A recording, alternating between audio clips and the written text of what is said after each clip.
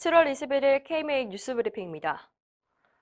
범의학계가 결사 반대하는 처방급여와 시행 여부가 24일 이번 주 금요일에 결정됩니다.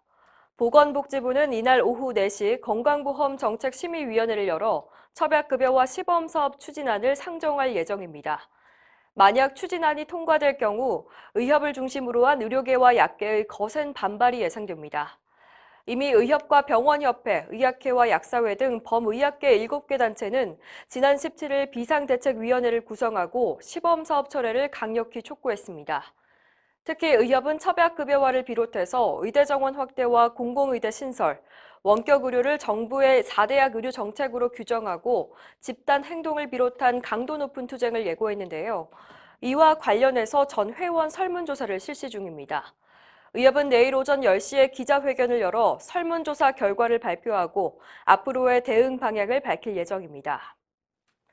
방금 말씀드린 4대학 의료 정책 중 하나죠. 의대 정원 확대와 공공의대 설립에 대한 지역 의사회와 전문 학회의 릴레이 반대 성명이 이어지고 있습니다. 경상남도 의사회는 어제 정부가 단순한 통계 수치를 근거로 의사 수가 부족하다고 주장한다며 섣부른 의사 증원 정책은 매우 위험하다고 지적했습니다. 강원도 의사회도 공공의대를 나온 인력을 반강제로 공공병원에 근무하게 하면 감염병 사태를 극복할 수 있다는 생각은 터무니없는 착각이라고 지적했습니다. 피부과학회는 신중한 검토 없이 의사 인력을 확대하면 보건의료의 질적 하락과 의료체제의 대혼란을 피할 수 없게 될 것이라고 경고했습니다. 최근 정세균 국무총리가 다음 달 17일을 임시 공휴일로 지정하는 방안을 언급했었죠. 코로나19 사태가 길어지면서 심신이 지친 국민과 의료진에게 조금이나마 휴식 시간을 주기 위해서라고 말했는데요. 정작 의사들의 반응은 싸늘합니다.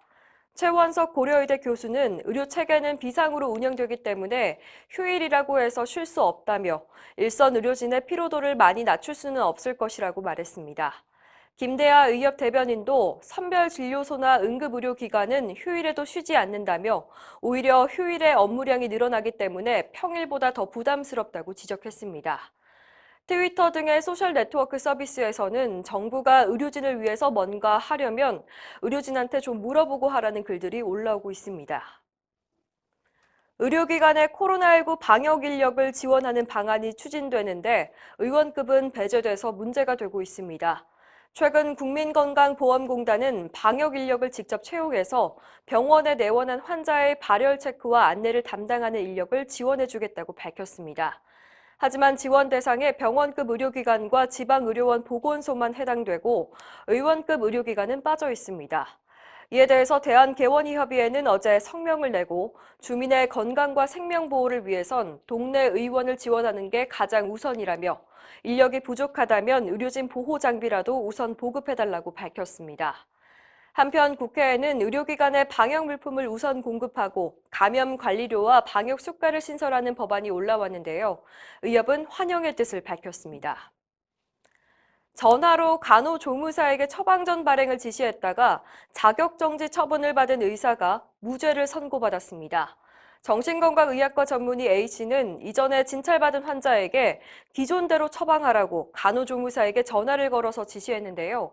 보건복지부는 이런 행위가 의료법 위반이라며 의사면허 자격정지 2개월을 처분했습니다. 사건의 쟁점은 의료인이 아닌 간호조무사에게 처방전을 발행하라고 지시한 것이 과연 불법이냐는 겁니다. 1심과 2심은 무면허 의료행위를 금지한 의료법 위반이 맞다고 판결했는데 대법원의 생각은 달랐습니다. 대법원은 의사가 직접 처방전 내용을 결정한 만큼 간호조무사에게 무면허 의료행위를 시킨 것은 아니라며 원심 판결을 파기했습니다. 이상으로 뉴스브리핑을 마칩니다. 자세한 사항은 의협신문을 참고하시길 바랍니다.